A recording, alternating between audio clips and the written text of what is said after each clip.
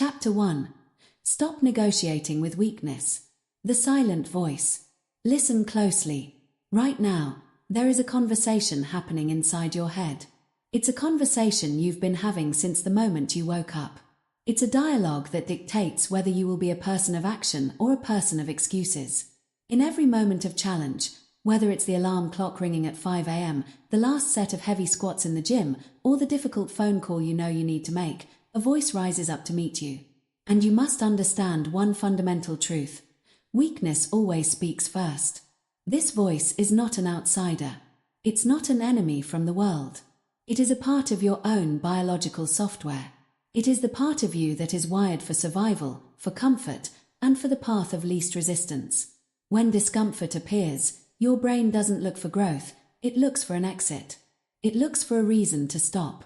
It looks for a deal. Most people spend their entire lives in a constant state of negotiation with this voice. They treat the voice of weakness as if it were a trusted advisor, a consultant providing valuable feedback on their well-being. When the voice says, "You're too tired," they believe it. When the voice says, "You've done enough for today," they agree. When the voice says, "You can start tomorrow," they sign the contract. But the high performer, the individual with the mind that never quits, knows better. They know that weakness always speaks first, and because it speaks first, it cannot be trusted. It is the first draft of a coward's story. Your job is to stop the negotiation before it even begins. The biology of the deal. Why does this happen? Why is our internal dialogue so often weighted toward quitting? To build an unbreakable mind, you have to understand the mechanics of the machine you are operating. For thousands of years, human survival depended on energy conservation. If you were cold, tired, or hungry, your brain screamed at you to stop moving so you wouldn't burn precious calories. In the Pleistocene era, listening to your body kept you alive. But we no longer live in a world of scarcity. We live in a world of abundance, yet we are still operating on that ancient, survivalist software. Today, when you feel the burn of a difficult task, your brain misinterprets that stress as a threat to your survival. It sends out a signal: stop, go back to the cave, get warm, eat something easy, rest. The voice of weakness is simply your brain trying to protect a version of you that no longer exists. It is negotiating for your safety, but in doing so, it is negotiating away your greatness. Every time you accept an excuse, you are telling your brain that its fear is justified. You are reinforcing the neural pathways of retreat. To break this cycle, you must learn to recognize the negotiation for what it is, a lie disguised as logic. The athletes, the soldiers, and the entrepreneurs. Think of the elite. Think of the Navy SEAL in the middle of Hell Week. He hasn't slept in 4 days. He is covered in sand and salt sores. His legs feel like they are filled with lead. At that moment, his mind is screaming 1,000 logical reasons to quit. I could get injured. I'm not even sure I want this. I can always come back next year. The SEAL who finishes is not the one who doesn't hear those thoughts. He is the one who recognizes that the voice of weakness is speaking, and he refuses to engage with it. He doesn't argue. He doesn't say, "Well, maybe I'm not that tired." He simply acts. He moves his left foot, then his right. He shuts down the negotiation by removing the possibility of a deal. Think of the entrepreneur whose business is failing. The bank account is empty, the staff is quitting, and the voice says, "It's over. You tried. Just go get a job." There's no shame in walking away. This is the negotiation. This is the moment where most people fold. But the one who builds the empire knows that this is just the weakness phase of the process. They know that if they can stay in the fight long enough for the voice of weakness to get tired of talking, the voice of strength will eventually take the microphone. How to shut down the negotiation. So, how do you apply this? How do you stop negotiating in your own life? It starts with a concept called immediate execution. Negotiation requires time. It requires a gap between the thought and the action. If the alarm goes off and you lie there thinking about whether or not you should get up, you have already entered the boardroom with your weakness. And in that boardroom, weakness is a master negotiator. It has had years of practice. It knows exactly which buttons to push. It knows your insecurities, your fears, and your favorite comforts. If you give it 30 seconds, it will win. To win, you must close the gap. When the thought of "I don't want to" appears, you must move before the "because" follows it. The alarm goes off. Your feet hit the floor before you can think about the blankets. You're at the gym and the voice says one more set is too much. You grab the bar before you can finish the thought. You have a difficult email to write. You open the laptop and type the first word before you can talk yourself into checking social media first. You must become a person who does not allow the dialogue to happen. You don't argue with your weakness, you ignore it. You treat it like a heckler in the crowd of a stadium. The heckler is loud, and he's saying nasty things, but he isn't the one on the field. You are the one on the field. You have a game to play. The weakness speaks first mantra. From this day forward, I want you to carry this phrase with you. Weakness always speaks first. When you feel that initial wave of laziness, that's just the weakness checking in. It's the standard procedure. It's the automated out-of-office reply of the human brain. It doesn't mean you're weak, it just means you're human. But staying in that state, that's a choice. The first voice is the instinct. The second voice is the character. Your character is the one that speaks after the initial protest. It's the voice that says, "Do it anyway." It's the voice that says, "This is who we are." But to hear that second voice, you have to survive the shouting match of the first. You have to be willing to sit in the discomfort of that first voice's complaints without giving in. Practical exercise. The 5-second rule of silence. Tomorrow morning, or perhaps later today, you will face a moment of resistance. It might be something small, like washing the dishes, or something big, like a project you've been procrastinating on. The moment you feel the resistance, the moment the negotiation begins, count down from 5. 5, 4, 3, 2, 1. And on 1, you move. Physically. During those 5 seconds, the voice of weakness will be throwing every excuse it has at the wall. It's too late. You're too tired. It won't matter anyway. Let it talk. Let it scream. But when you hit 1, the negotiation is over. You are no longer a person who listens to excuses. You are a person who executes. Remember, the mind is a muscle, and every time you shut down a negotiation, that muscle gets stronger. Every time you win the battle of the first 5 minutes of your day, you are building a mind that will eventually become quiet when things get tough. Eventually, the voice of weakness will realize that you aren't listening. It will realize that its deals aren't being signed. And while it may never go away entirely, it will lose its power over you. You are the commander of this ship. The voice of weakness is just a noisy passenger. It's time you stopped letting the passenger steer the boat. Stop negotiating. Start executing. Chapter 2. Comfort is the enemy of growth. The seduction of the easy life. We live in an age of unprecedented luxury. Right now, you are likely listening to this in a temperature-controlled room, or perhaps through noise-cancelling headphones while sitting in a car with heated seats. If you are hungry, 1,000 calories are few taps away on a smartphone. If you are bored, the collective knowledge and entertainment of the entire human species is sitting in your pocket. By every historical metric, we have made it. We have conquered the elements. We have removed the friction from daily existence. But in our quest to eliminate discomfort, we have inadvertently created a secondary crisis. We have made ourselves mentally fragile. There is a fundamental law of biology and psychology that we have tried to ignore. If it's comfortable, it's killing your potential. Growth and comfort are two parallel lines that will never, ever cross. You cannot have both. When you choose the path of least resistance, you are choosing a path that leads to atrophy. Just as a muscle withers when it isn't forced to lift weight, the human spirit withers when it isn't forced to face friction. To build a mind that never quits, you must first declare war on your own comfort. The lesson of the biosphere. In the late 1980s, a massive glass-enclosed ecosystem called Biosphere 2 was built in the Arizona desert. It was designed to be a perfect living environment. Pure air, filtered water, and nutrient-rich soil. It was a paradise for the plants and trees inside. The trees grew incredibly fast, much faster than they did in the wild. But then, something strange happened. Before the trees reached full maturity, they simply collapsed. They would grow to a certain height and then tip over under their own weight. The scientists were baffled. They had provided the perfect soil, the perfect amount of water, and plenty of light.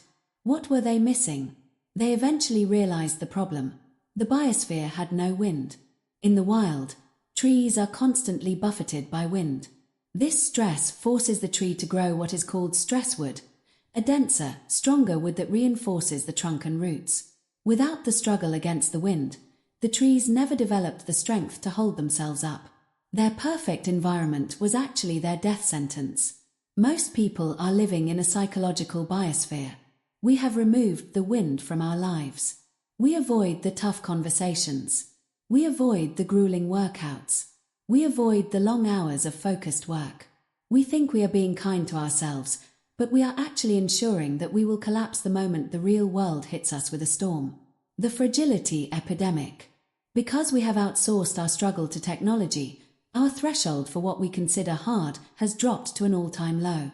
We have become a society that is stressed out by things that would have been considered luxuries to our ancestors. When your life is too comfortable, your brain loses its perspective. It begins to treat minor inconveniences as major threats. This is why people experience massive anxiety over slow internet connection, a late food delivery, or a critical comment on social media. When you don't have real problems to solve, your brain will invent them. The mind that never quits is a mind that has been tempered by the wind. It is a mind that has learned that it can survive heat, cold, hunger, and exhaustion. When you intentionally seek out discomfort, you are essentially vaccinating yourself against the stresses of life. You are building the stress wood that will keep you standing when others fall. Discomfort is the signal of progress. Most people view discomfort as a warning light on a car dashboard. They think it means stop, or something is wrong. If you want to reach the elite level of performance, you must flip that script. You must view discomfort as the green light. You must learn to tell yourself, discomfort is the signal of progress, not danger. Think about the process of learning a new language. At first, it is physically exhausting. Your brain feels like it's grinding gears. You feel stupid, clumsy, and frustrated. That frustration is the feeling of your brain actually rewiring itself. If it felt easy, you wouldn't be learning. The pain of the mental effort is the proof that growth is happening. The same applies to your character. When you are in the middle of a project and you feel that urge to quit, the burn in your mind that wants to go check your phone or walk away, that is the exact moment the growth begins. Everything up until that point was just the warm-up. The minutes you spend working after you want to quit are the only minutes that count toward building an unbreakable mind. Reframing the suck. To master this, you need to change your vocabulary. High performers often use the term embrace the suck. It's a military phrase that acknowledges that the situation is miserable, but instead of complaining, you accept it as part of the process. When you are cold, don't say I'm freezing. Say my body is learning to regulate its temperature. When you are exhausted during a workout, don't say, I can't do any more. Say, this is where the weakness leaves the body. By reframing the experience, you take the power away from the sensation. You move from being a victim of your circumstances to being the architect of your own resilience. You begin to understand that the pain isn't happening to you, it's happening for you. Practical application, the comfort audit. I want you to look at your life through a cold, honest lens. Where have you become too comfortable? Do you always take the elevator instead of the stairs? Do you avoid talking to people who disagree with you? Do you scroll through your phone the second you feel a moment of boredom? Do you eat only when you're in the mood for something specific? Do you keep your thermostat at the perfect temperature 24/7? These seem like small things, but they are the no-wind environment that is making you fragile. To build a mind that never quits, you must start injecting voluntary hardship into your daily routine. The power of voluntary hardship. Voluntary hardship is the practice of choosing the difficult path when the easy one is available. It is training for a war that hasn't started yet. One of the most effective ways to do this is through physical challenges. Cold exposure is a classic example. When you stand under a freezing shower, every fiber of your being is screaming at you to turn the handle back to warm. There is no logical reason to stay in the cold. You aren't in danger, but your brain thinks you are. By staying under that water for 2 minutes, you are practicing the act of overriding your survival instinct. You are telling your brain, I am in charge, not you. But it doesn't have to be a cold shower. It can be choosing to walk or bike to work when it's raining, working on a Saturday morning when everyone else is sleeping in, doing the hardest task on your to-do list first, rather than saving it for last, fasting for 24 hours to realize that hunger is just a sensation, not an emergency. When you practice voluntary hardship, you are building a reservoir of mental toughness. So, when life eventually throws a real hardship at you, a job loss, a health crisis, or a bereavement, you don't collapse. You look at the situation and think, I've been here before. I know how to handle discomfort. The comfortable grave. There is a version of you that exists 10 years from now. That version of you is either a person of incredible strength, wisdom, and capability, or they are a person who is stuck exactly where you are now, only older and more regretful. The difference between those two versions of you is the amount of discomfort you are willing to endure today. If you choose comfort, you are choosing a slow death. You are choosing to settle for a fraction of what you are capable of. You are choosing to be the tree in the biosphere that tips over at the first sign of a breeze. But if you choose the struggle, you are choosing life. You are choosing to become a mind that never quits. From this moment on, stop looking for the easy way out. Stop asking, how can I make this easier? And start asking, how can I make myself stronger? If it's comfortable, it's killing your potential. Go find the wind. Go find the friction. Go find the growth. Your future self is counting on you to be uncomfortable today. Chapter 3. Discipline beats motivation every time. The motivation trap. Imagine it's Sunday night. You've just watched an inspiring documentary or a highlight reel of someone at the top of their game. You feel a surge of energy in your chest. You grab a notebook and write down your goals. You promise yourself that tomorrow is the day everything changes. You feel invincible. You feel motivated. But then Monday morning arrives. It's raining. You didn't sleep well. The house is cold and the bed is warm. Suddenly, that invincible feeling from 12 hours ago is nowhere to be found. The surge of dopamine has evaporated, leaving you with nothing but the reality of the work ahead. This is the motivation trap. Most people believe that motivation is the prerequisite for action. They think they need to feel like it before they can start. They spend their lives waiting for the lightning bolt to strike, for the perfect alignment of mood, energy, and inspiration. But here is the cold, hard truth of the high achiever. Motivation is a feeling, and feelings are the most unreliable foundation you can build a life upon. If you only work when you are motivated, you will never achieve anything of substance. To build a mind that never quits, you must graduate from the emotional volatility of motivation and move into the mechanical certainty of discipline. Feelings change. Standards don't. Write this down. Internalize it. Make it your new North Star. Feelings change. Standards don't. Your feelings are like the weather. One day it's sunny, the next it's a hurricane. 1 hour you're happy, the next you're frustrated. If your output is tied to your emotions, your results will be as chaotic as the wind. Discipline, however, is the standard. A standard is a non-negotiable commitment to a specific level of performance, regardless of the internal or external environment. Think about a professional airline pilot. When they step into the cockpit, do they check their motivation levels before they fly the plane? Do they say, I'm just not feeling very inspired to land this 747 today. I think I'll wait until I'm in a better mood? Of course not. They follow a checklist. They adhere to a standard. Their feelings are irrelevant to the mission. The mind that never quits operates with the same professional coldness. It treats the gym, the office, and the study desk with the same level of non-negotiable duty as a pilot treats a flight path. When you rely on discipline, you remove the how I feel from the equation of what I do. You stop being a slave to your moods and start being the master of your actions. The amateur versus the professional. The great wall between the amateur and the professional is how they view inspiration. The amateur thinks they must have inspiration to work. The professional knows that work is the way to find inspiration. Consider the writer who only writes when the muse speaks to them. That writer might produce one book every 10 years. Now consider the writer who sits in the chair at 8 a.m. every single day, whether they have a good idea or not. They stare at the blinking cursor. They fight through the boredom.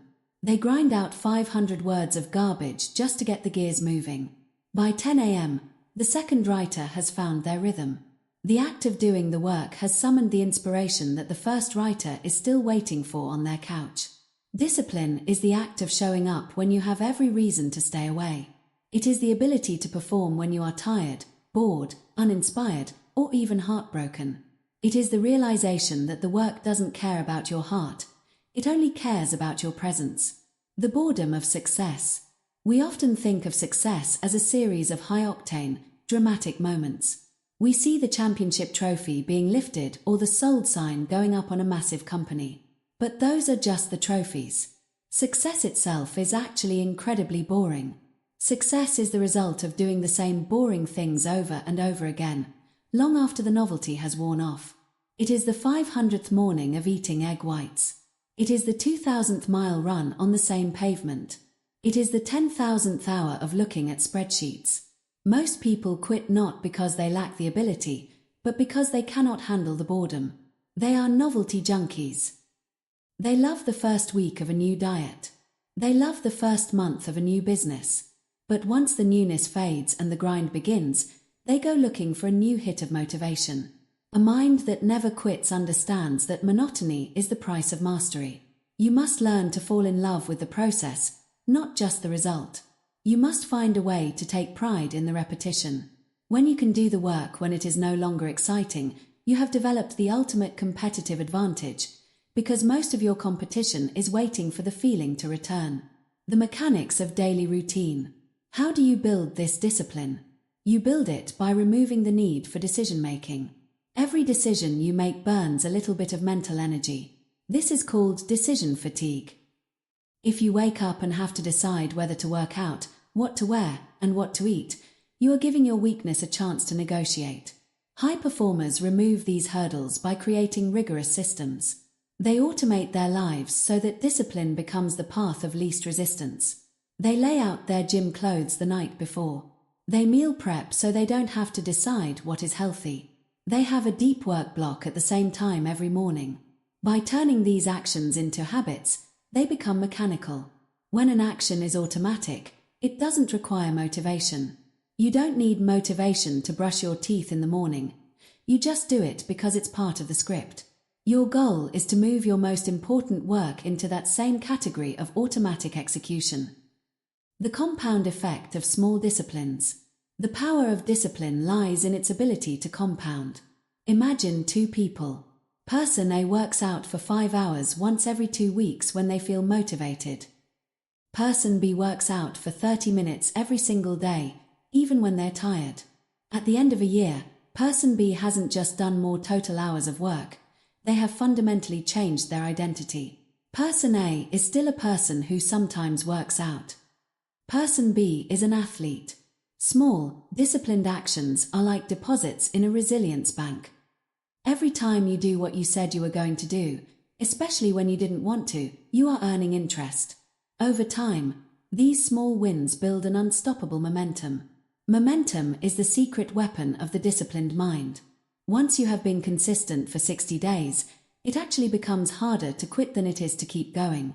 The weight of your own consistency begins to pull you forward. You aren't pushing the boulder up the hill anymore. The boulder is rolling down the other side, and you are just keeping pace. Kill the all or nothing mentality. One of the biggest enemies of discipline is the all or nothing mindset. This is the person who misses one workout and says, "Well, the week is ruined, I might as well eat junk food and start again next Monday." That is not discipline. That is perfectionism disguised as an excuse. Discipline is about maintenance of the standard. If you can't do your full 60-minute workout, you do 15 minutes. If you can't write 5 pages, you write 5 sentences. You never allow a 0 on the scoreboard.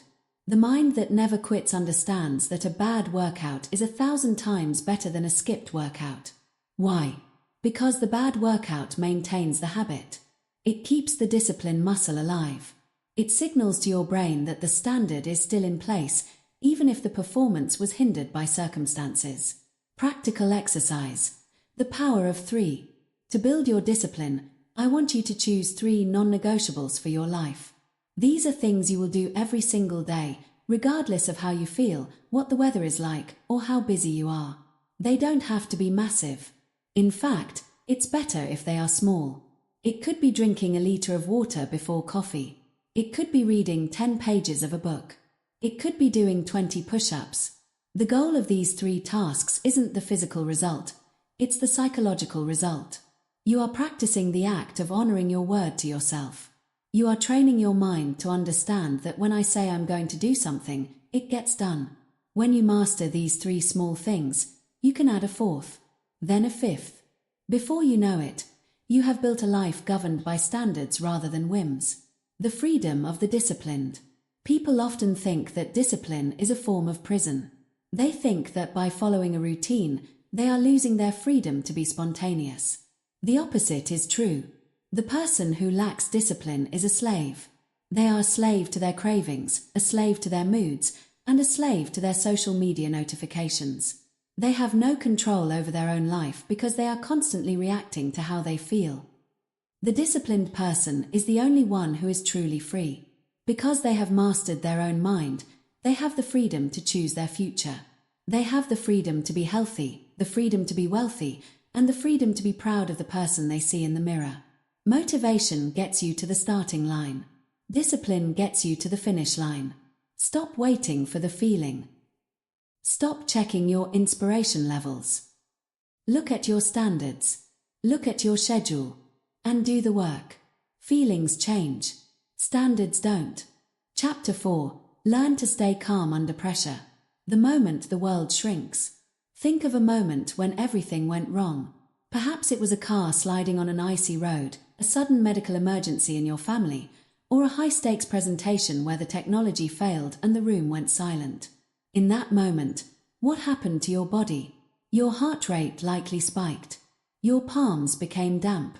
Your vision narrowed until it felt like you were looking through a straw. This is the physiological response to pressure. It is a biological survival mechanism that has existed for millions of years. But while this response helped our ancestors outrun predators, in the modern world, it often does the exact opposite. It paralyzes us. Most people believe that pressure is a reflection of how difficult a situation is. They think that high pressure means high difficulty. But that is a fundamental misunderstanding of the human mind. Pressure is not a property of the situation. It is a property of your internal reaction to that situation. To build a mind that never quits, you must adopt a new perspective. Pressure exposes the mind's training, not the situation's difficulty. When things go wrong, you do not rise to the level of your expectations. You do not suddenly become a hero because the stakes are high. Instead, you fall to the level of your training. If you haven't trained your mind to remain steady in the quiet moments, you will surely crumble when the noise gets loud. Chaos reveals character. There is a phrase that every resilient leader knows by heart. Chaos reveals character. When everything is going well, when the bills are paid, the body is healthy, and the plan is working, it is easy to look like a person of high character. It is easy to be calm, kind, and focused when there is no wind in your face. But that is surface-level character. It's a mask that we all wear. True character is what remains when the mask is stripped away by crisis. Chaos is a spotlight. It illuminates the cracks in your foundation that you've been ignoring. If you are someone who procrastinates, pressure will turn that into total paralysis. If you are someone who blames others for small mistakes, pressure will turn you into a toxic finger-pointer. But if you are someone who has built a mind that never quits, chaos becomes your greatest opportunity. While everyone else is losing their heads, searching for someone to blame or a place to hide, the trained mind remains steady. The trained mind looks at the chaos and asks one simple, cold question. What is the next right move? The pilot and the engine failure. Consider the story of a professional pilot who experiences a total engine failure at 30,000 feet. This is the ultimate pressure scenario. Hundreds of lives are in his hands. The alarm bells are screaming. The plane is vibrating. Gravity is pulling them toward the earth. An untrained person in that cockpit would be overwhelmed by the bigness of the problem. They would think about the crash, the fire, the tragedy, and the fear. They would be paralyzed by the future. But a veteran pilot doesn't see the bigness. He has been trained to narrow his focus. He follows a process called aviate, navigate, communicate. First, he flies the plane. He doesn't worry about the radio or the passengers yet. He simply keeps the nose level. Second, he navigates. He looks for a place to land. Third, he communicates. He tells the world what is happening. He has taken a catastrophic, life-threatening situation and broken it down into mechanical, manageable steps. He isn't brave in the way we see in movies. He is deliberate. He has trained his mind to stay in the present moment. He knows that if he allows his mind to wander into the what if, he will die. He stays in the what is. The biology of panic versus the logic of performance. To stay calm under pressure, you must understand the war happening inside your brain. When you sense a threat, your amygdala, the almond-shaped part of your brain responsible for the fight or flight response, takes over. It floods your system with cortisol and adrenaline. It effectively shuts down your prefrontal cortex, which is the part of the brain responsible for logical reasoning, long-term planning, and impulse control. This is called an amygdala hijack. When this happens, you literally become less intelligent. Your ability to solve problems drops. You become reactive, emotional, and prone to panic. The mind that never quits is a mind that has learned to veto the amygdala. You cannot stop the initial surge of adrenaline, that's biology, but you can control what happens next. You can train yourself to stay in your logical brain even when your survival brain is screaming for you to run. Technique 1. Tactical breathing. The most effective tool for remaining calm under pressure is something you are doing right now. Breathing. There is a direct, physical link between your breath and your nervous system. When you are panicked, your breathing becomes shallow and rapid. This sends a signal to your brain that the threat is real, which creates more panic. It's a feedback loop. To break the loop, you use tactical breathing, often called box breathing.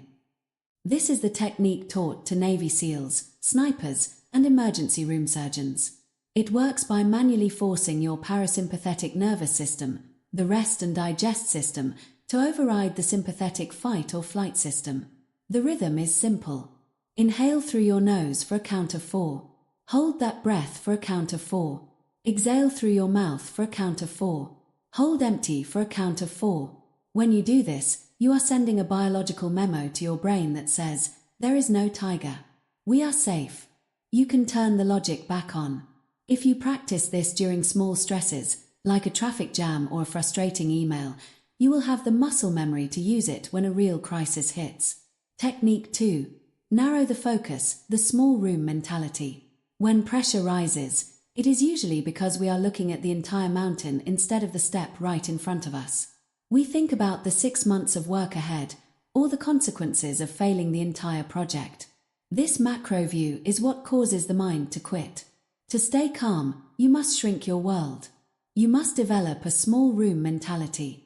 Imagine you are in a burning building. If you think about the entire structure falling down, you will freeze. But if you think only about reaching the door in front of you, you move. Once you reach the door, you think only about the next 5 feet of the hallway. In your life, when the pressure becomes overwhelming, ask yourself, what is the only thing that matters in the next 60 seconds? If you are overwhelmed by debt, don't think about the 5-year plan. Think about the one phone call you need to make today. If you are overwhelmed by a massive workload, don't look at the whole list. Look at the one paragraph you need to write right now. Chaos is manageable when it is viewed through a keyhole. By narrowing your focus, you deny the chaos the space it needs to grow in your mind. Technique 3. Objective detachment. One of the most powerful mindset shifts for remaining calm is to view yourself in the third person. When we are under pressure, we are often too close to the problem. We are wrapped up in our own ego, our own fear, and our own reputation. This closeness makes the pressure feel personal. The most resilient leaders practice objective detachment. They mentally step out of their own bodies and look down at the situation as if it were a game of chess. They don't say, "I am failing." They say, "The individual in this situation is currently facing a resource shortage. What should his next move be?" By removing the "I," you remove the emotion. You become an observer rather than a victim. This detachment allows you to see paths and solutions that are invisible to the person who is blinded by their own panic. The training ground of daily stress. You cannot build the ability to stay calm under pressure during a catastrophe. You build it in the quiet moments of your daily life. Every minor annoyance is a training opportunity. When your flight is delayed and everyone else is shouting at the gate agent, that is your gym. When your child spills milk on the floor after you've already cleaned it, that is your training ground. When your computer crashes and you lose an hour of work, that is your test. If you allow yourself to vent, to scream, or to spiral into a bad mood over these small things, you are training your mind to be reactive. You are telling your brain that chaos wins. But if you use those moments to practice tactical breathing, to narrow your focus, and to remain objective, you are building a reservoir of calm. You are proving to yourself that you are the type of person who stays steady when the world shakes. The mountain and the weather. In the following chapters, we will talk about emotions and pain, but it all starts here, with your ability to remain clear when the pressure rises. Remember, emotions are weather. You must be the mountain. The weather can be a light breeze or a devastating hurricane. The weather can be freezing snow or scorching heat. But the mountain does not move.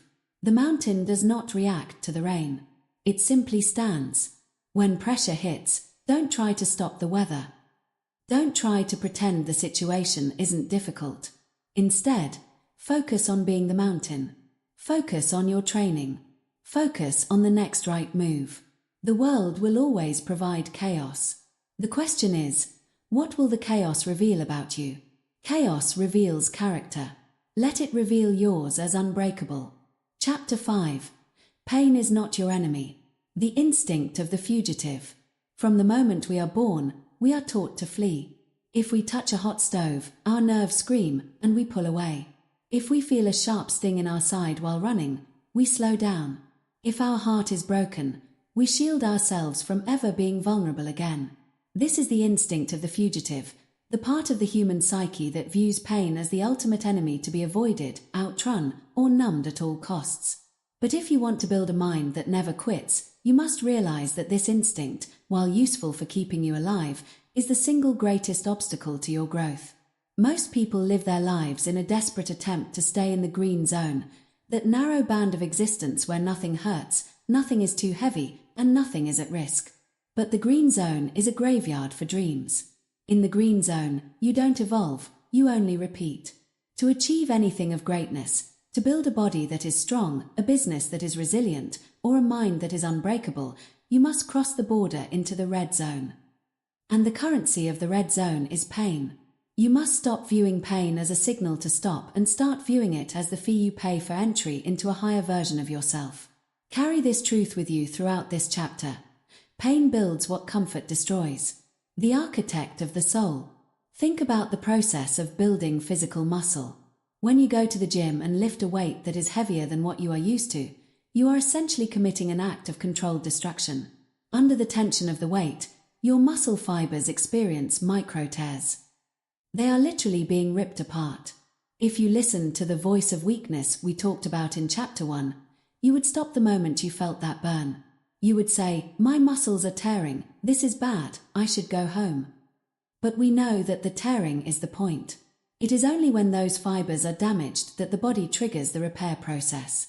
The body doesn't just fix the tears, it builds the muscle back thicker, denser, and stronger than it was before so it can handle that weight the next time. Your mind works exactly the same way. Every time you face a mental or emotional weight, the pain of rejection, the agony of a failed project, the grueling boredom of a long-term goal, your mental fibers are being stretched and tested. If you run from that pain, you remain fragile.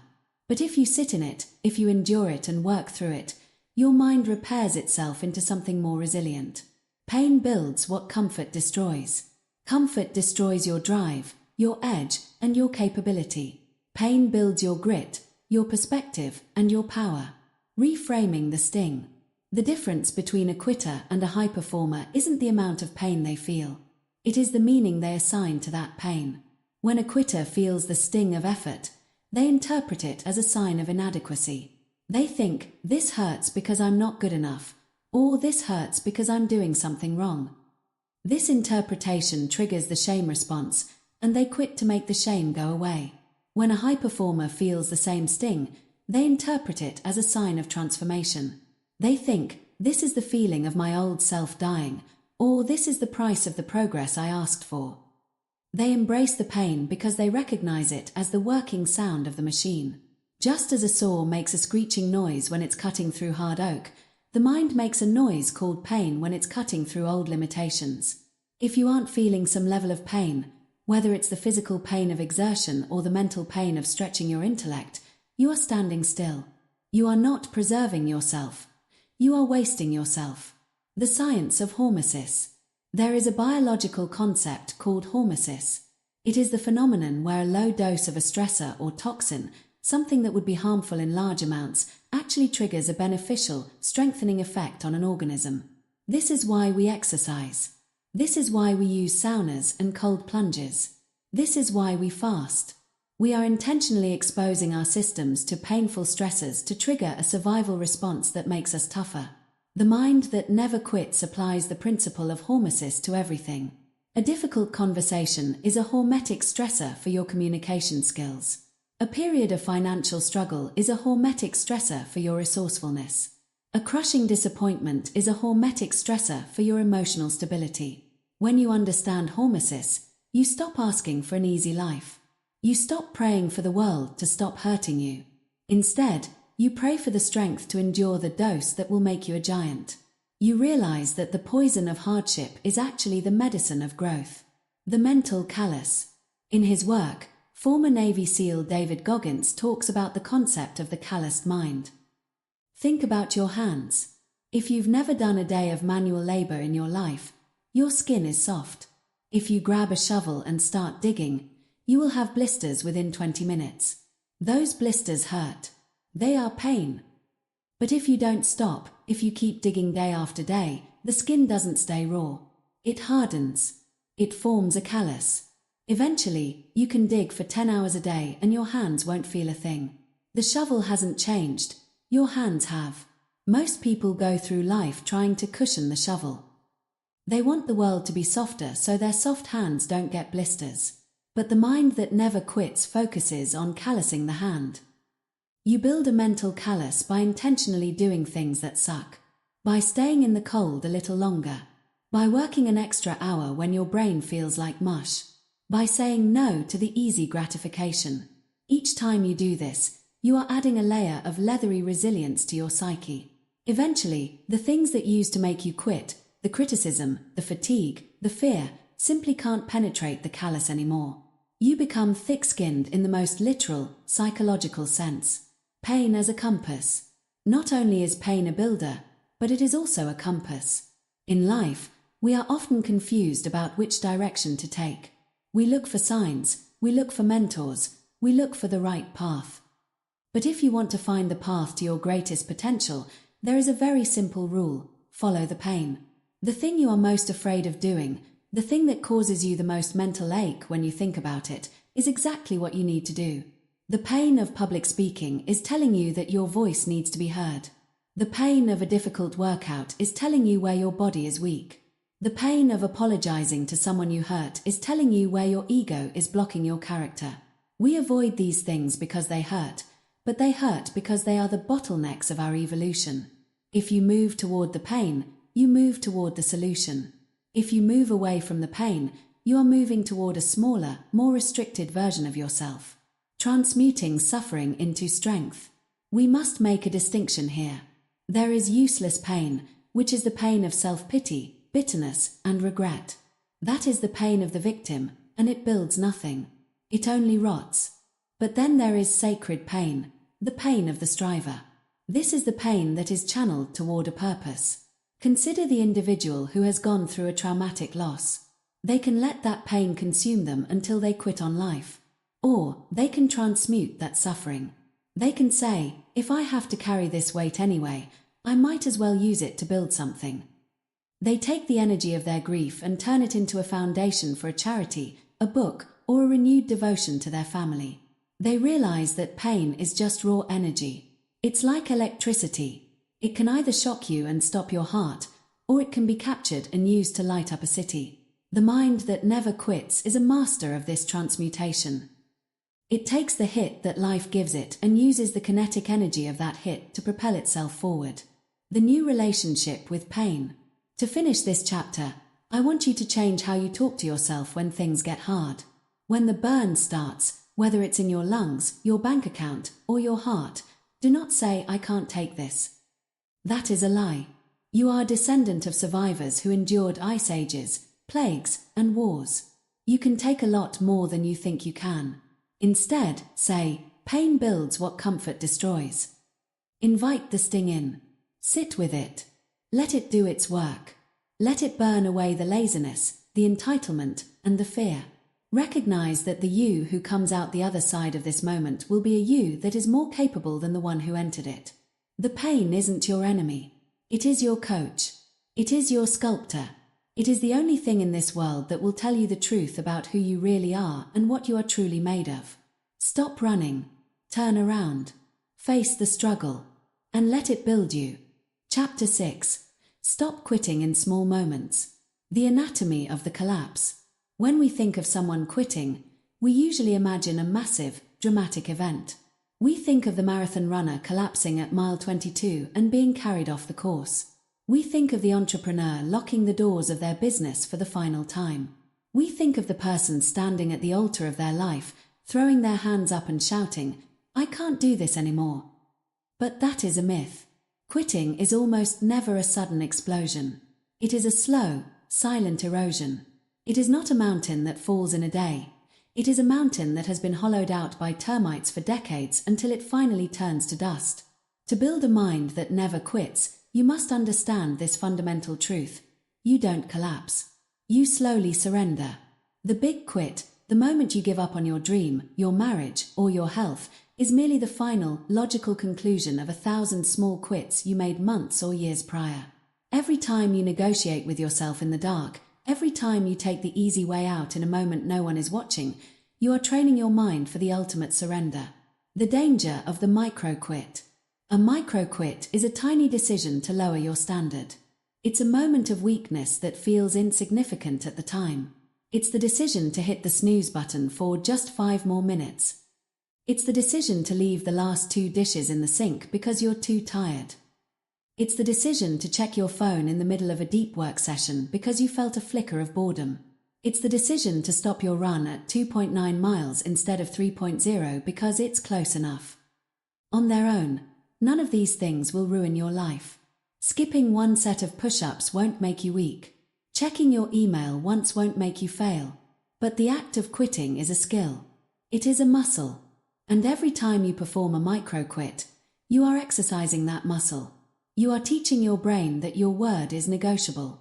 You are sending a signal to your subconscious that says, when things get slightly uncomfortable, we have permission to stop. If you cannot trust yourself to finish a 3-mile run when your legs are slightly sore, how can you expect yourself to lead a company through a recession? If you cannot trust yourself to stay off your phone for an hour, how can you expect to build a life of deep purpose? The identity of the finisher. The mind is constantly observing your behavior to decide who you are.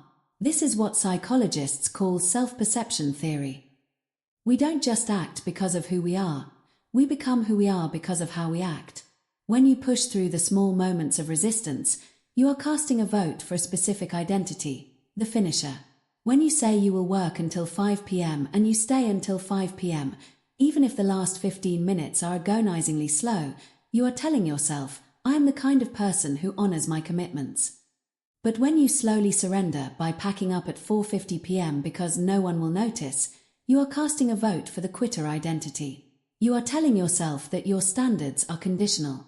You are telling your mind that your integrity is for sale for the price of 10 minutes of ease. The tragedy is that most people think they can turn it on when it really matters. They think they can be a quitter in the small things but a warrior in the big things. They think, I'll skip this workout today, but if a real crisis hits, I'll be ready. They are wrong. There is no on switch for a muscle that has never been trained. If you spend your life practicing the art of the micro-quit, you will find that when the big quit appears, you won't even have the strength to fight it. You will have already surrendered your power, one tiny moment at a time. The snowball of resilience. The good news is that the opposite is also true. Just as micro-quits lead to total collapse, micro-wins lead to massive resilience. Resilience is not a superpower you are born with. It is a compound interest project. It is built by winning the invisible battles that no one sees. When the alarm goes off and you feel that wave of dread, but you get up anyway, that's a win. When you're in the middle of a tough conversation and you want to walk away, but you stay and listen, that's a win. When you're finishing a project and you want to leave the formatting good enough, but you stay and make it excellent, that's a win. These moments don't feel heroic. They feel tedious. They feel small. But they are the bricks in the fortress of your mind. Every time you push through a small moment of resistance, you are callousing your mind, as we discussed in the previous chapter. You are teaching your brain that discomfort is not a valid reason to stop. When you pile up enough of these small wins, you develop a quality called unconscious competence in persistence. Quitting stops being an option because it is no longer part of your code. You become the person who finishes the job not because you have to, but because it is simply who you are. Training for the last inch. In elite military units, there is a focus on the last inch. It means finishing a task with the same intensity that you started it with. Most people are front runners. They are great at starting things. They have energy and excitement at the beginning. But as the finish line approaches, they start to coast. They start to look for the exit. A mind that never quits is trained to accelerate at the finish. If you are doing 10 repetitions of an exercise, the most important rep is the 10th one. Not because of the physical load, but because of the mental discipline required to not cheat the final movement. If you are writing a report, the most important part is the final proofread when you are exhausted and just want to be done. I want you to start auditing your last inches. Do you leave your gym equipment out instead of putting it away? Do you leave the last few emails in your inbox for tomorrow? Do you stop running 10 yards before the actual finish line? Fix the last inch, and you will fix your life. When you refuse to quit in the final, smallest moments, you are building the massive resilience required to handle the storms of life. You are training yourself to be a person who sees things through to the absolute end. The stay in the chair rule. One of the most effective ways to stop quitting in small moments is a simple rule used by many high-performing creatives and executives, the stay in the chair rule.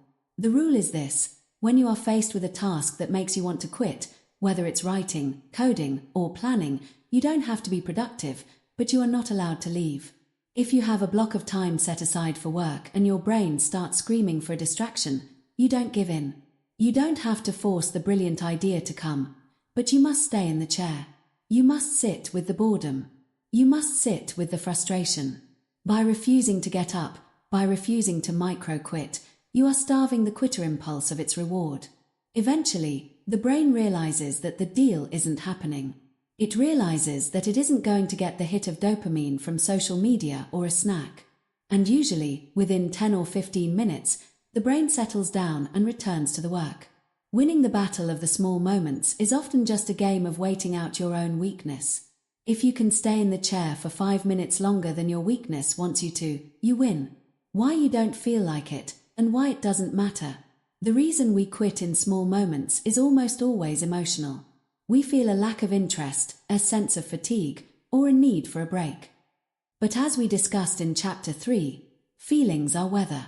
Your feeling of not wanting to wash the dishes is not a command. It is a suggestion. It is a piece of data, and it's usually low-quality data.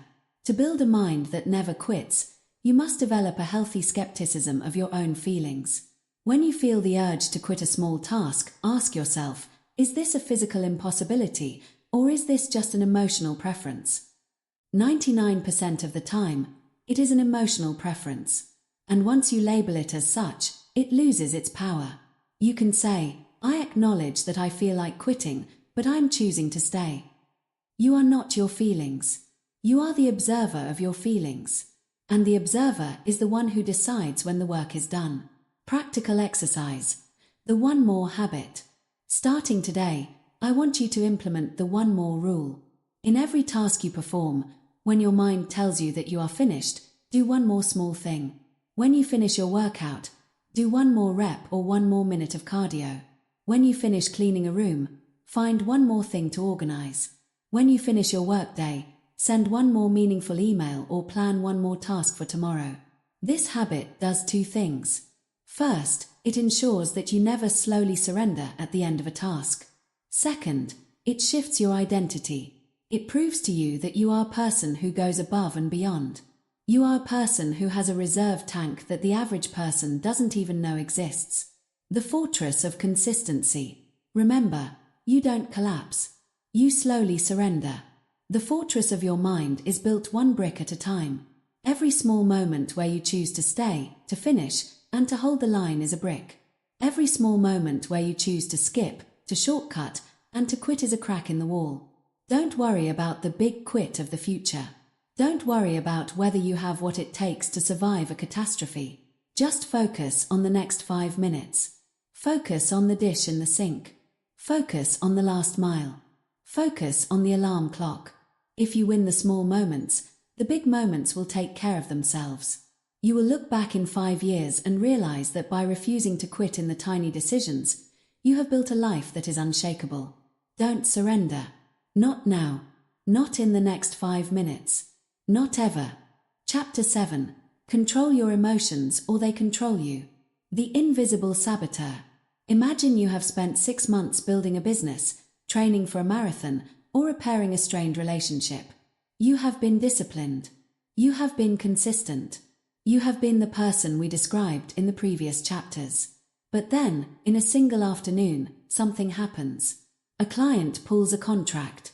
A competitor leaves a scathing review. A coworker says something passive-aggressive in a meeting. Suddenly, you feel it. A heat rises in your chest. Your jaw tightens. Your thoughts begin to race with defensive arguments and bitter retorts. In that state of emotional heat, you fire off a bridge-burning email, you lash out at your partner, or you throw up your hands and decide that the whole project isn't worth the stress. In 10 minutes of emotional reactivity, you have burned down 6 months of progress. This is the reality for most of the world. They are not held back by a lack of talent or a lack of opportunity. They are held back because they are slaves to their own neurochemistry. They are emotional junkies, reacting to every high and every low as if it were a life or death emergency. To build a mind that never quits, you must master the art of emotional regulation. You must learn to separate your state from your mission. Repeat this phrase until it is etched into your subconscious. Emotions are weather. You must be the mountain and the weather. Think about a great mountain, the Matterhorn, Everest, or a massive peak in the Rockies. That mountain has stood for millions of years. It is fixed, rooted deep into the tectonic plates of the earth. It does not move. Now, think about the weather that surrounds that mountain. On Monday, it might be a beautiful, sunny day. On Tuesday, a violent lightning storm may rip across the peaks. On Wednesday, there might be a blizzard that drops 10 feet of snow. On Thursday, there is a thick, blinding fog. Does the mountain care? Does the mountain change its shape because it's raining? Does the mountain shrivel up because it's cold, or expand because it's sunny? No. The mountain is indifferent to the weather. The mountain remains. Most people are not the mountain, they are the weather. When they feel good, they are productive and kind. When they feel bad, they are stagnant and reactive. Their entire identity shifts based on the atmospheric pressure of their current mood. If you want to be unbreakable, you must realize that your emotions, anger, fear, sadness, and even overexcitement are just temporary meteorological events. They are passing through. They are not you. You are the observer. You are the mountain. Emotions are weather. You must be the mountain. The biological hijack. To control your emotions, you must understand why they feel so heavy and true. As we've discussed in earlier chapters, your brain is an ancient machine. The limbic system, the emotional center of your brain, is far older and faster than the prefrontal cortex, the seat of your logic. When you perceive a social threat, like a criticism from a boss or a slight from a friend, your brain processes it using the same hardware it once used to process a predator's growl. The emotional response is a shortcut. It bypasses your reason and floods your body with chemicals designed to make you act now. This worked well for survival in the wild, but it is a disaster for long-term goals. The feeling of anger or despair is just a chemical bath. It lasts about 90 seconds if you don't feed it. But most people feed it. They tell themselves stories. How could they say that to me? They don't respect me. I'm a failure. This always happens. These stories are the fuel that keeps the storm raging. The goal of the resilient mind is to observe the 90-second chemical wave, acknowledge it, and let it wash past the mountain without reacting to it. The gap between stimulus and response. There was a psychiatrist named Viktor Frankl who survived the horrors of the Holocaust. In his masterpiece, Man's Search for Meaning, he wrote one of the most important sentences in the history of human psychology. Between stimulus and response there is a space. In that space is our power to choose our response. In our response lies our growth and our freedom. The person who quits is the person who has no space. When a stimulus hits, the car cuts them off, the response is immediate, rage. They are a biological machine with a short circuit. The mind that never quits works to widen that space. When someone insults you, or a major setback occurs, you feel the hit. But instead of reacting, you step back into the space. You observe the heat. You observe the racing heart. You say to yourself, I am currently experiencing the weather of anger. By labeling the emotion, you detach from it. You are no longer angry. You are the mountain observing the anger. In that moment of detachment, you regain your power. You can choose a response that aligns with your long-term goals rather than your short-term feelings. Emotional sabotage in the real world. Let's look at how this plays out in the workplace or in high-stakes environments. Imagine you are leading a team and a major project fails. The weather in the room is one of blame and panic. If you, as the leader, become the weather, you will start shouting, blaming, and making impulsive decisions to save face. You will lose the respect of your team, and you will miss the lesson of the failure.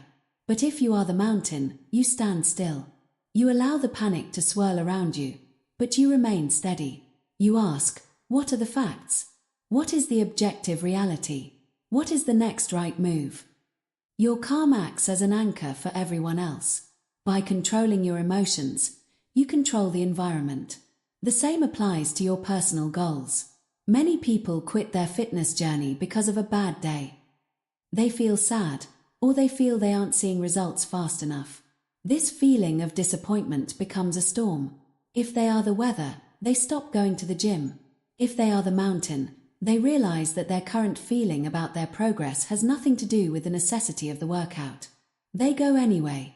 They know the storm will pass, and when it does, they want to still be standing on the path. The art of emotional restraint. Restraint is not the same as suppression. Suppression is when you pretend you don't feel anything. You bottle it up, and eventually, the pressure builds until you explode. Suppression is a weakness. Restraint is a strength. Restraint is the ability to feel the full force of the storm, to feel the absolute rage or the crushing grief, and still choose to act with discipline. It is the ability to say, I feel like screaming right now, but I'm going to speak with professional clarity instead. This is a skill that is built through awareness. You cannot control what you don't notice. This is why you must practice body scanning. Throughout the day, ask yourself, where am I holding tension? Is my breathing shallow? Is my mind racing? When you notice the weather changing, don't judge it. Don't tell yourself you shouldn't feel that way. Just name it. There is the fog of doubt. There is the thunder of frustration. Then, remind yourself, emotions are weather. You must be the mountain. Training your emotional brakes. You don't learn to control your emotions during a divorce or a corporate collapse. You learn to control them in the trivialities of daily life. Every time you are standing in a long line at the grocery store and you feel that tick of annoyance, that is your training ground. Most people feed that annoyance. They huff, they look at their watch, they complain to the person behind them. They are letting the weather dictate their state. Instead, use that moment. Feel the annoyance, and then consciously relax your jaw. Drop your shoulders. Practice being the mountain in the middle of a very small, very boring storm. If you can stay calm when the line is long, you have a better chance of staying calm when the stock market crashes. The same applies to digital distractions. Every notification on your phone is an attempt to trigger an emotional response, curiosity, fear, or a hit of dopamine. By choosing not to check your phone the moment it vibrates, you are practicing emotional restraint. You are telling your brain that your attention is not for sale to the highest emotional bidder. The power of neutrality. There is a secret level of mental toughness that goes beyond staying positive. It is called neutrality. Society tells us we should always be happy and motivated. But trying to be positive when everything is going wrong is an exhausting form of weather. It's like trying to force the sun to shine during a hurricane. The mind that never quits doesn't aim for positivity. It aims for neutrality. Neutrality is the ability to look at a disaster and say, "This is what has happened. It is neither good nor bad in this moment. It is simply reality. Now, what do I do?" Neutrality is the ultimate armor. If you don't get too high on the wins, you won't get too low on the losses. If you don't let praise go to your head, you won't let criticism go to your heart. You stay in the middle. You stay at the center of the mountain. The freedom of the unmovable. When you reach a point where your actions are no longer dictated by your emotions, you have achieved a level of freedom that 99% of the population will never know. Most people are puppets. Their boss pulls the anger string, and they dance. Their partner pulls the guilt string, and they dance.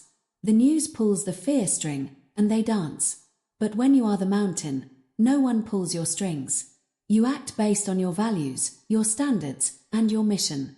You are the same person at 4 a.m. as you are at 4 p.m.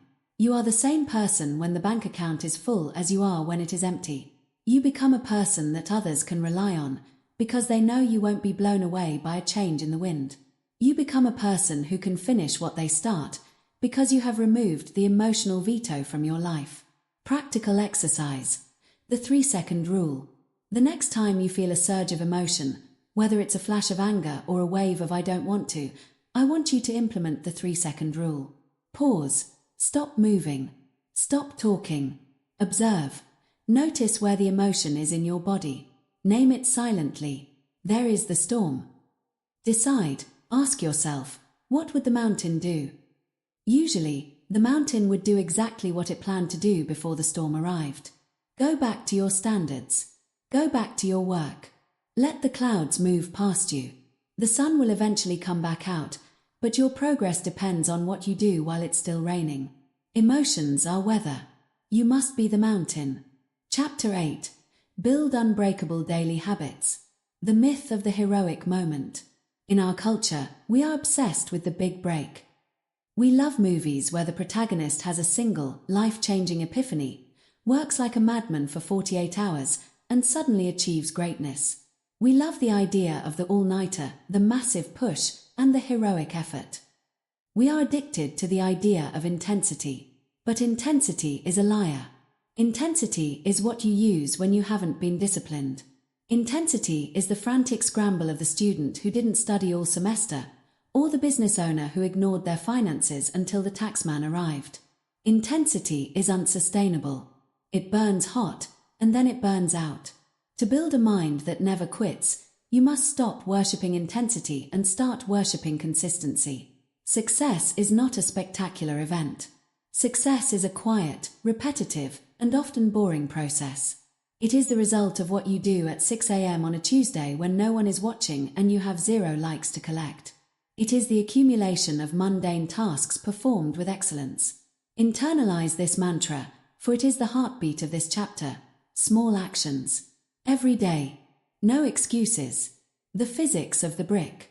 Imagine you want to build a massive stone wall, a wall so strong that no storm can knock it down. If you try to build the entire wall in one day, you will rush. You will use poor mortar. You will place the stones unevenly. The wall might look tall by sunset, but it will be fragile. It will crumble under the first sign of pressure. The master builder does not try to build a wall. He tells himself, I'm going to lay this one brick as perfectly as a brick can be laid.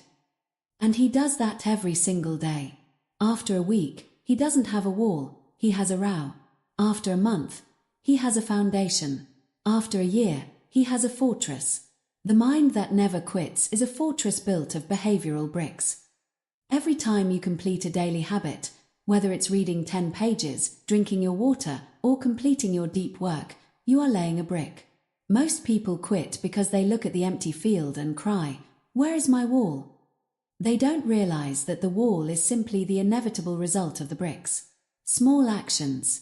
Every day. No excuses. Removing the friction of choice. The greatest enemy of a habit is decision-making. As we have discussed, your brain is a survival machine designed to conserve energy. Every time you have to decide to do something difficult, you give your inner negotiator a chance to win. If you have to decide every morning whether or not you're going to the gym, you will eventually lose. You'll be tired, it'll be raining, or you'll have a busy schedule, and your brain will successfully negotiate a day off. Unbreakable habits are systems that remove the choice entirely. They turn effort into automaticity. Think about your morning routine.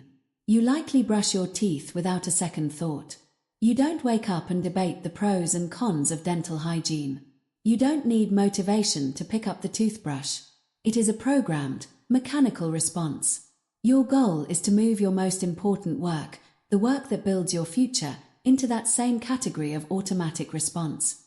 You do it not because you feel like it, but because it is simply what happens at this time of day. You have removed the friction by predetermining your behavior. Habit stacking, the architecture of the routine. One of the most effective systems for building these automatic responses is a technique called habit stacking. Your brain is full of existing neural pathways for things you already do automatically. You can piggyback a new, difficult habit onto an old, easy one. The formula is simple. After current habit, I will new habit. After I pour my first cup of coffee, I will write down my 3 most important tasks for the day. After I close my laptop at the end of the workday, I will immediately put on my workout shoes. After I lay down in bed, I will read 5 pages of a book before touching my phone. By stacking the new habit onto an established trigger, you aren't relying on your memory or your willpower. You are using the momentum of your existing life to pull the new behavior forward. You are building a chain of discipline. And a chain is much harder to break than a single link. The identity shift, from doing to being. Most people approach habits from the outside in. They say, I want to lose 20 pounds, the result, so I'm going to start running, the habit. This rarely works because their identity hasn't changed. They still see themselves as a non-runner who is forcing themselves to do something they hate. The mind that never quits approaches habits from the inside out. You don't run to lose weight. You run because you are a runner. Every time you perform a habit, you are casting a vote for the type of person you are becoming. Every time you finish a workout, you are casting a vote for the identity of an athlete. Every time you sit down to write when you're tired, you are casting a vote for the identity of a writer. Every time you choose the healthy meal, you are casting a vote for the identity of a disciplined person. When you shift your focus from the result to the identity, the habit becomes easier to maintain. You aren't trying to be disciplined. You are simply acting in alignment with who you are. A runner doesn't try to run, they just run. A disciplined person doesn't try to work, they just work. The goal isn't to achieve a one-time goal. The goal is to become the person who never misses the habit. The no excuses rule, the standard of one. The no excuses part of our mantra is where most people fail. They allow life to interfere. They say, I usually do my habits, but today was an exception. If you want an unbreakable mind, you must realize that exceptions are the birth of failure. Once you allow one exception, you have signaled to your brain that your standards are negotiable. You have created a crack in the wall. To prevent this, you must adopt the standard of one. Even on your worst day, even if you are traveling, sick, or overwhelmed, you must do at least 1 minute or 1 rep of your habit. Can't do a 60-minute workout. Do 1 minute of push-ups. Can't write 1,000 words. Write 1 sentence. Can't meditate for 20 minutes. Take 1 conscious breath. Why? Because the point of a daily habit isn't the physical output of that specific day. The point is to protect the streak. The streak is the psychological proof that you are in control. When you do something instead of nothing, you are maintaining the neural pathway. You are proving that you are a person who keeps their word, no matter what. Small actions. Every day. No excuses. The compound effect. The invisible progress. The frustration with daily habits is that they don't show results immediately. If you go to the gym today, you look in the mirror and see the same person. If you study for an hour today, you don't wake up tomorrow as an expert. This is the valley of disappointment. It is the gap between the effort you are putting in and the results the world is giving you. This is where 90% of people quit. They think, this isn't working, so they stop. But habits are like an ice cube sitting in a room that is 25 degrees. You turn the temperature up to 26, 27, 28. Nothing happens. The ice cube is still there. Then you hit 31 degrees. Still nothing. Then you hit 32. Suddenly, the ice begins to melt. The 1 degree shift from 31 to 32 isn't more powerful than the shift from 25 to 26. It is simply the cumulative result of all the previous shifts. The mind that never quits understands that the big results are delayed. Your job isn't to look for the melting ice. Your job is to keep turning up the temperature. You must trust that every disciplined action is being recorded in the ledger of your life. Nothing is wasted. It is all being stored up for the breakthrough that the world will eventually call overnight success. Designing your environment for success. If you rely on willpower alone, you will eventually fail. Willpower is like a battery. It drains throughout the day. To make your habits unbreakable, you must engineer your environment so that success is the default. If you want to eat healthier, don't just try harder. Remove the junk food from your house. If it's not there, you can't eat it when your willpower is low at 10 p.m. If you want to work out in the morning, put your gym shoes on top of your phone. You literally have to touch your discipline before you can touch your distraction. If you want to focus, put your phone in another room. Don't be a hero. Be an architect. Arrange your world so that doing the right thing is easy and doing the wrong thing is difficult.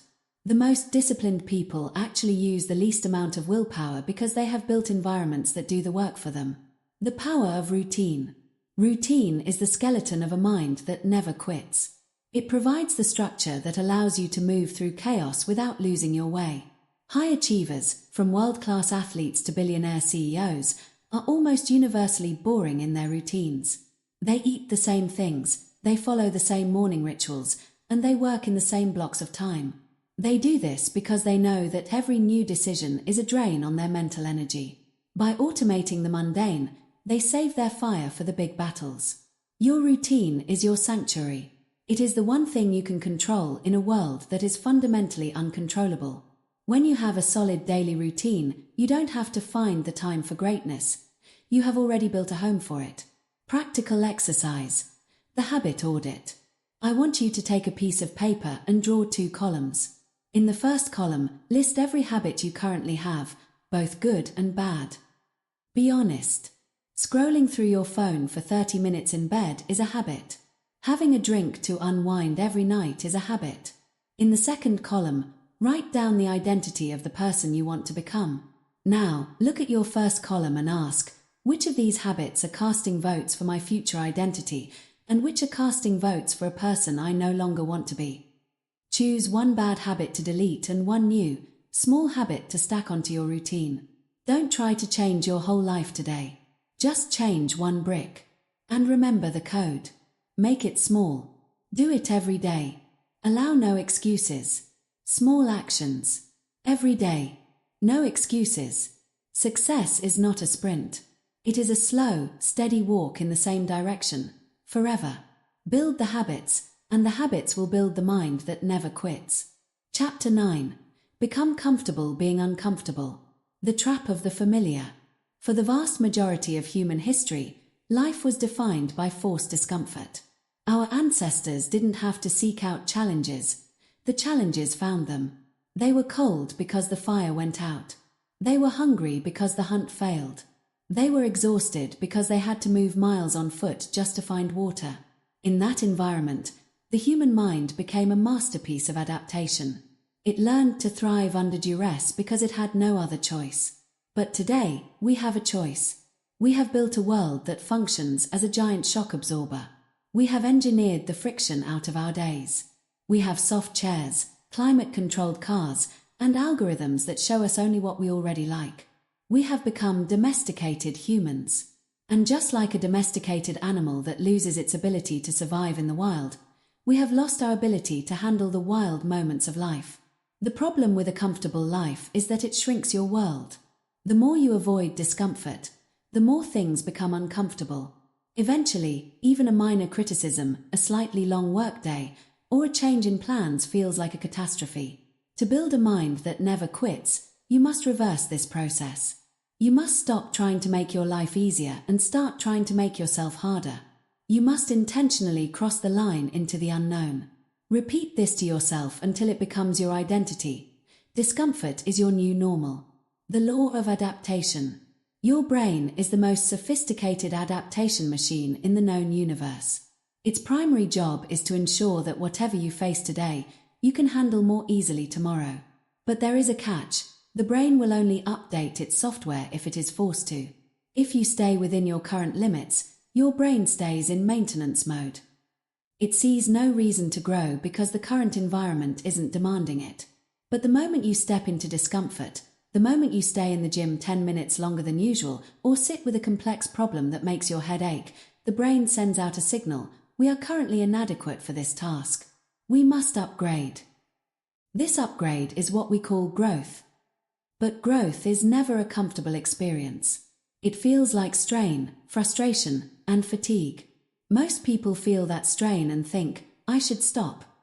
They think the strain is a sign of failure. The mind that never quits understands that the strain is the sound of the upgrade happening.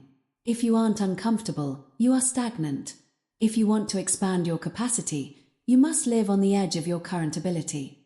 You must make the struggle your home. Discomfort is your new normal. The lesson of the cold. There is perhaps no greater teacher of voluntary discomfort than cold exposure. When you stand before a freezing shower or a tub of ice water, your entire being screams no. Your heart rate spikes. Your breath hitches. Every survival instinct you possess is telling you that this is a mistake. When you step into that water, you aren't just chilling your skin. You are entering a laboratory of the mind. In the first 30 seconds, the voice of weakness, from Chapter 1, is at its loudest. It tells you to get out. It tells you that you've proven your point. It tells you that this is pointless. But if you stay, if you practice your tactical breathing and refuse to move, something miraculous happens. The panic subsides. Your body begins to adapt. You realize that while the water is still cold, you are no longer reacting to it as an emergency. By staying in the cold, you are training your discomfort threshold. You are teaching your brain that you can experience an intense, unpleasant sensation without losing your mind. You are proving that you are the master of your internal state, regardless of the external environment. When you can remain calm in freezing water, you will find that you can remain calm during a heated argument at work. You will find that you can remain calm when your car breaks down. You have widened the gap between the stimulus and your response. You have made the uncomfortable comfortable. The long hours mentality. In our era of life hacks and 4-hour work weeks, we have been sold the idea that hard work is a sign of inefficiency. We are told that we should always look for the shortcut. But shortcuts do not build mental endurance. Endurance is built through the long hours. It is built when you are at hour 6 of a deep work session, your focus is wavering, and you decide to do 2 more hours anyway. This isn't just about productivity. It's about stamina. Most people can be great for an hour. Most people can be focused for a morning. But very few people can maintain their standards when the sun goes down and the fatigue sets in. To build an unbreakable mind, you must intentionally seek out long tasks. Read a 600-page book that requires deep concentration. Take on a project that requires months of daily, repetitive effort. Go for a hike that lasts 4 hours longer than you're used to. By staying in the work long after the excitement has left, you are callousing your mind against boredom and fatigue. You are teaching yourself that being tired is not a valid reason to lower your quality. You are making the grind your natural habitat. Discomfort is your new normal. The tough conversation. Discomfort isn't just physical, it is often social and emotional. We live in a world of avoidance. We avoid telling our friends the truth. We avoid asking for the raise we deserve. We avoid telling our partners how we really feel because we don't want to start a conflict. We choose the comfort of a lie or a silence over the discomfort of the truth. But every time you avoid a tough conversation, you are making yourself more fragile. You are allowing a social debt to accumulate. And just like financial debt, social debt eventually comes due with interest, usually in the form of a collapsed relationship or a stagnant career. The mind that never quits views tough conversations as mental sparring. You should seek out the truth, especially when it's awkward. Ask for feedback from someone you know doesn't like you. Admit a mistake before you are caught. Set a boundary with someone who has been taking advantage of you. The sting of a difficult conversation is temporary, but the strength you gain from facing it is permanent. When you become comfortable with social friction, you become a leader. You become the person who can say what needs to be said when everyone else is looking at their shoes. Early mornings and the war with the bed. The most common training ground for discomfort is the 5 a.m. alarm clock. There is nothing magical about 5 a.m. from a productivity standpoint. You can work hard at 10 a.m. or midnight. The magic of the early morning is that it is the time when you least want to do it. When you get out of a warm bed in a cold room while the rest of the world is sleeping, you are winning your first battle of the day. You are starting your day with a voluntary hardship. You are signaling to your subconscious that you are a person of action, not a person of comfort. If you wait until you feel like getting up, you have already lost. But if you make the early morning your normal, you start every day with a victory. You build a momentum of difficulty that makes the rest of your day feel easy by comparison. If you've already faced the dark and the cold before the sun is up, a rude email at noon doesn't seem like such a big deal. The horizon of performance. The problem with comfort is that it creates a ceiling on your life. You can only go as high as your willingness to suffer will allow you. Imagine your potential is a vast territory. Most people only explore the tiny, paved city center of that territory because that's where the hotels and restaurants are. They never see the mountains, the deserts, or the forests because those places require effort, thirst, and sore feet to reach. The person who becomes comfortable being uncomfortable is the only one who gets to see the whole map. When you remove the fear of discomfort, you remove the limits on your life. You can go anywhere, do anything, and face any challenge because you are no longer afraid of how it will feel. You have realized that feeling bad is not an emergency. It is just a state. And you have learned to be the master of your state. Practical exercise. Seeking the friction. I want you to perform a friction audit of your day. Where are you taking the easy way out? For the next 7 days, I want you to intentionally choose the high friction option at least 3 times a day. If there is an elevator and stairs, take the stairs. If you are about to send a text to avoid a phone call, make the call. If you are about to turn the shower to warm, keep it on cold for the last 2 minutes. Don't do these things because they are efficient. Do them because they are annoying. Do them because they create a small spark of resistance in your mind. Your goal is to become the kind of person who leans into the friction. When you see something difficult, your first instinct should not be to run away, but to walk toward it. You should start to feel suspicious when things are too easy. You should start to think, if this is comfortable, I'm probably not growing. The new normal. The ultimate goal of this training is a shift in your baseline. What the average person considers extreme, you should consider Tuesday. What the average person considers exhausting, you should consider the warm-up. This doesn't mean you don't feel the pain. It doesn't mean you don't get tired. It means that your relationship with those sensations has fundamentally changed. You no longer view them as enemies to be avoided. You view them as the fuel for your engine. You have become a high-temperature individual. You can operate in environments that would melt others. You can endure seasons of struggle that would cause others to quit. From this day forward, stop looking for the exit. Stop looking for the pillow. Stop looking for the shortcut. Look for the wind. Look for the cold. Look for the long road. Discomfort is your new normal. And because you are no longer afraid to be uncomfortable, you are now officially dangerous. You are a person who can never be stopped because you have removed the only tool, discomfort, that the world had to stop you with. Chapter 10. Decide once and never reconsider. The door left ajar. We have reached the final pillar of an unbreakable mind. We have discussed the voice of weakness, the necessity of discomfort, the power of discipline, and the mastery of emotion. But all of those tools will fail you if you do not master the most critical psychological skill of all, the ability to close the door. Most people fail not because they lack strength, but because they leave the door to quitting slightly ajar.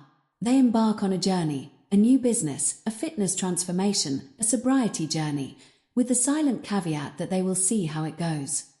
They tell themselves they are committed, but in the back of their minds, they are constantly checking the exit signs. They are constantly asking themselves, is this still worth it? Am I still feeling this? Should I maybe try something else? This constant state of re-evaluation is a slow-motion suicide for your goals. It creates a mental leak that drains your energy, kills your momentum, and ensures that the moment things get difficult, you will fold. To build a mind that never quits, you must learn to make a decision and then remove the ability to reconsider.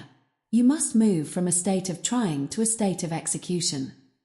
Repeat this mantra until it is the only operating system you know. Decide. Commit. Execute. The etymology of certainty. The word decide comes from the Latin root decidere, which literally means to cut off. Think about that. A true decision is not a preference. It is not a wish. It is an act of violence against all other possibilities. When you decide to achieve a goal, you are cutting off the possibility of quitting. You are cutting off the alternative paths. You are burning the bridges behind you so that there is no way to return to the person you used to be. Most people don't make decisions, they make attempts.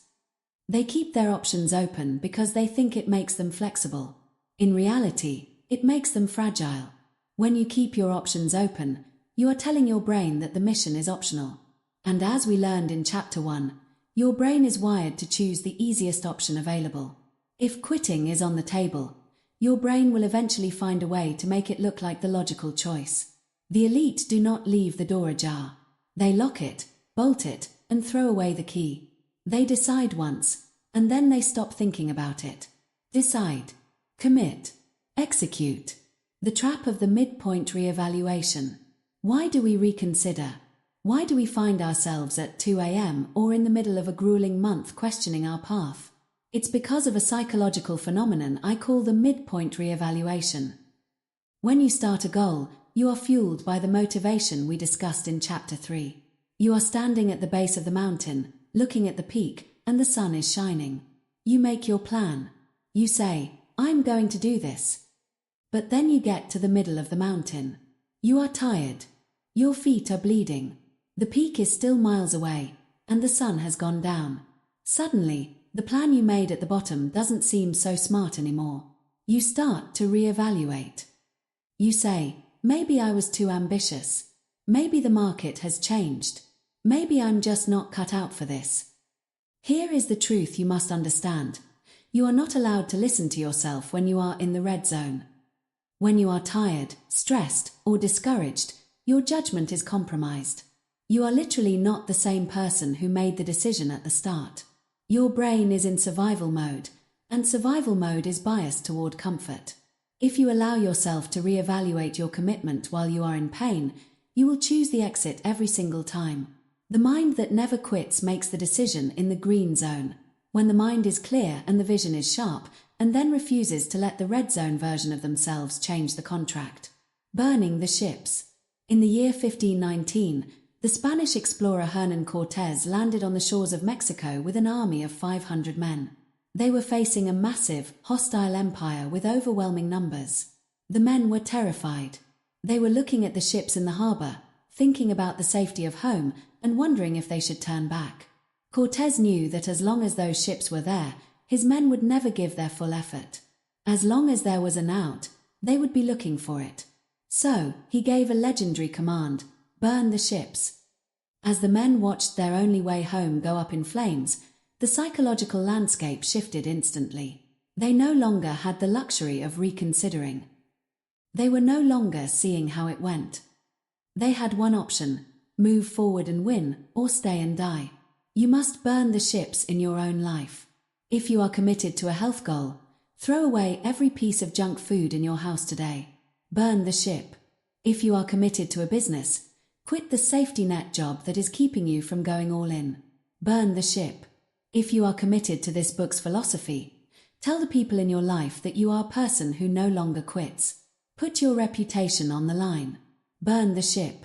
When you remove the possibility of retreat, you tap into a level of human potential that is otherwise inaccessible. You stop wasting energy on "should I?" and start pouring all that energy into "how will I?" The power of pre-commitment. The most disciplined people in the world are not constantly fighting battles with their willpower. Instead, they use a tool called pre-commitment. Pre-commitment is the act of deciding the terms of engagement before the war starts. It is a contract you sign with yourself that dictates exactly how you will act when the red zone hits. For example, I will go to the gym for at least 30 minutes. I am only allowed to reconsider this after I have been there for 20 minutes. I will work on this project for 90 days. I am not allowed to look at the results or judge the progress until day 91. I will stay in this difficult conversation until we reach a resolution. I am not allowed to walk out of the room. By setting these terms, you are deciding once. You are acknowledging that a moment will come when you want to quit, and you are preemptively taking that option off the table. You are telling your future, tired self, I don't care how you feel. The decision has already been made by someone smarter than you. Locking in the goal, flexing the method. We must make a distinction here. To decide once does not mean you are blind to reality.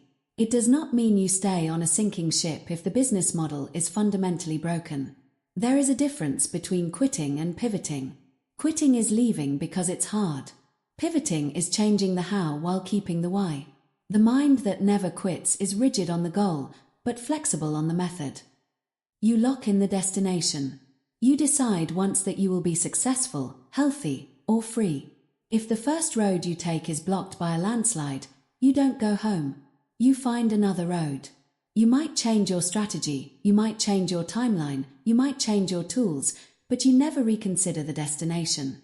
The quitter uses a pivot as a disguise for an exit. The warrior uses a pivot as a way to keep moving forward. Ask yourself, am I changing my plan because the plan is truly broken, or am I changing it because I'm tired of the struggle? If the answer is the struggle, go back to the original decision. Decide. Commit. Execute. The execution phase. Silence the mind. Once the decision is made and the commitment is locked, you enter the execution phase. This is where the magic happens. In the execution phase, there is no more why. There is only how. Think of a world-class sprinter in the blocks. He has already decided to run the race. He has already committed to the training. Now, the gun goes off. During those 10 seconds, he is not thinking about his mortgage. He is not thinking about whether he really wants to be a runner. He is not re-evaluating his life choices. He is a machine. He is executing. You must build execution windows in your life. During these windows, whether they are an hour long or a year long, you silence the philosophical part of your brain. You become a technician. You focus on the bricks. You focus on the next rep. You focus on the next word. When you stop reconsidering, you achieve a state of flow. Flow is only possible when the mind is no longer divided. If half of your brain is working and the other half is wondering if you should stop, you are living in friction. But when you decide once, the friction vanishes. You are a single, unified force moving in one direction. The legacy of the decision. At the end of your life, you will look back on the path you took. You will see the moments where you were tested, where the weather was at its worst, and where the world was screaming at you to quit. The moments you will be most proud of are not the moments of ease. They are the moments where you were in the red zone, where your body was failing, where your mind was offering 1,000 logical excuses to surrender, and you looked at those excuses and said, "No, I have already decided." There is a profound, spiritual peace that comes with being a person who doesn't reconsider. It simplifies your life. You no longer have to wake up and wonder who you are or what you are doing. You have a code. You have a mission. You have a locked-in destination. The world respects a person who cannot be moved. Opportunity gravitates toward the person who is still standing after everyone else has gone home. By deciding once, you aren't just achieving a goal. You are becoming an anchor in a world of drifting leaves. Final charge. Build the mind that never quits. We have traveled through 10 chapters of mental architecture. You have learned to stop negotiating with the voice of weakness. You have realized that comfort is a slow poison. You have swapped the fickle nature of motivation for the steel of discipline. You have practiced being the mountain in the middle of the emotional storm. You have reframed pain as your greatest teacher. You have stopped the slow surrender of the small moments. You have taken control of the internal weather. You have built the daily bricks of consistent habits. You have made discomfort your new normal. And now, you have learned to lock the door. This book is not a one-time listen. It is a manual. The mind that never quits is not a destination you reach and then retire. It is a state of being that must be maintained every single day. The world is going to try to break you. It is going to send you setbacks, heartbreaks, and exhaustion. It is going to whisper in your ear that you've done enough, that it's okay to settle, that no one will know. In those moments, I want you to remember these words. I want you to feel the calluses on your mind. I want you to remember that weakness always speaks first, but you are the one who gets the last word. The decision is yours. Not 1,000 decisions, just one. Are you a person who quits when it hurts, or are you the person who stays until the job is done? Make the choice. Burn the ships. And never, ever look back. Decide. Commit. Execute. The race is on. I'll see you at the finish line.